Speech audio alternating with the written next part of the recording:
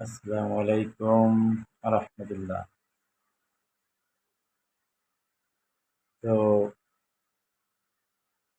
আজকে একটি নতুন ভিডিও নিয়ে আসলাম। আজকের ভিডিওর বিষয় হলো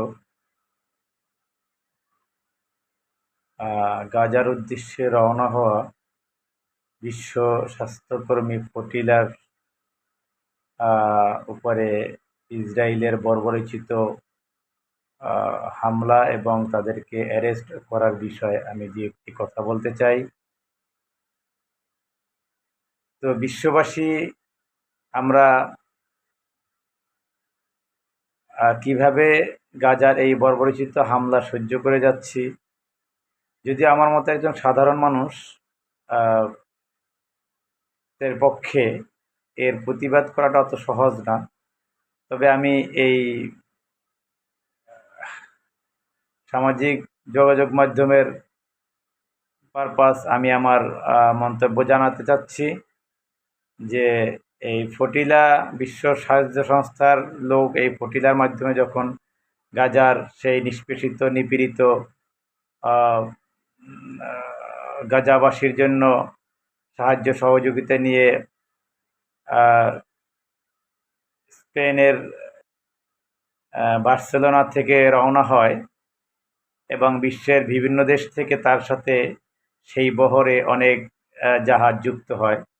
বিশ্বের বিভিন্ন দেশের স্বাস্থ্যকর্মী, গণমাধ্যম কর্মী এবং আরও অনেক লোক সেখানে প্রায় 500-র অধিক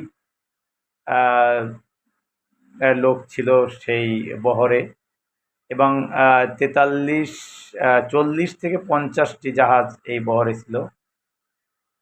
তো বিশ্ব সন্ত্রাসী নেতানিয়াহুর নেতৃত্বে সেই বহরকে আক্রমণ করে 43টি জাহাজকে তারা আটক করে এবং সেখানে প্রায় 500 লোককে তারা বন্দি করে। আমার কথা হচ্ছে, এই বছরের পর বছর, যুগের পর যুগ গাজার উপরে যে বর্বরোচিত হামলা, তার প্রতিবাদ তো কেউ করেই না। কোনো মুসলিম দেশ এর এর বিরুদ্ধে কথা বলে না। তারা তাদের ভোজবিলাস নিয়ে ব্যস্ত। তো এই যে বর্বরোচিত হামলা হলো এই জাহাজের উপরে, এ ব্যাপারে আমাদের মুসলিম বিশ্ব কতটুকু সোচ্চার? সমস্ত বিশ্বের মানবাধিকার কর্মী, মানবাধিকার সংস্থা এটা প্রতিবাদ জানাইছে, কিন্তু আমরা মুসলিম বিশ্বের যে কয়টি দেশ আছে, বিশেষ করে মধ্যপ্রাচ্যে তো প্রায় অধিকাংশ দেশই মুসলিম। তারা তো চাইলেই এটার একটা বড় সড় প্রতিরোধ গড়ে তুলতে পারে। আর জাতিসংঘের কথা তো বলা বাহুল্য। জাতিসংঘ নির্দিষ্ট যে একটি দেশের কথায় উদ্বস করে, অতএব জাতিসংঘ নিয়ে আমি কথা বলতে চাই না। তো আমার কথা হলো, আমাদের মুসলিম দেশগুলো যদি এটার কড়া প্রতিবাদ জানাতো সবাই, তাহলে হয়তো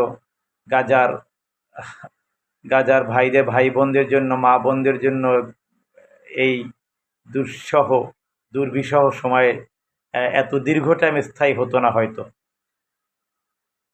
তাই আমি আমার মতো একজন সাধারণ মানুষ বাংলাদেশের এই প্রান্তে বসে কী বা করতে পারে। তাই আমি সামাজিক যোগাযোগ মাধ্যমের পারপাস আমার এই ভিডিওটি সবার কাছে পৌঁছে দেওয়ার জন্য, আমার এই ইসরায়েলের এই বর্বরোচিত হামলার প্রতিবাদ এবং নিন্দা জানাচ্ছি। এবং সেই নিন্দা যেন সবার কাছে আমার এই প্রতিবাদী নিন্দা, আমি ইসরায়েলের প্রতি যে আমি নিন্দা জানাচ্ছি, আমার এই প্রতিবাদটুকু সবার কাছে যেন পৌঁছানোর জন্য আমার এই ভিডিওটা যারা দেখবেন সবাই বেশি বেশি শেয়ার করবেন, যাতে সবার কাছে আমার এই সামান্য প্রতিবাদী এই কণ্ঠটুকু পৌঁছায়। তাহলেই আমার এই কথা বলা সার্থক হবে বলে আমি মনে করি। এই বলে আমি আজকের মতো আমার সামান্য বক্তব্য শেষ করছি। আসসালামু আলাইকুম রহমতুল্লাহ।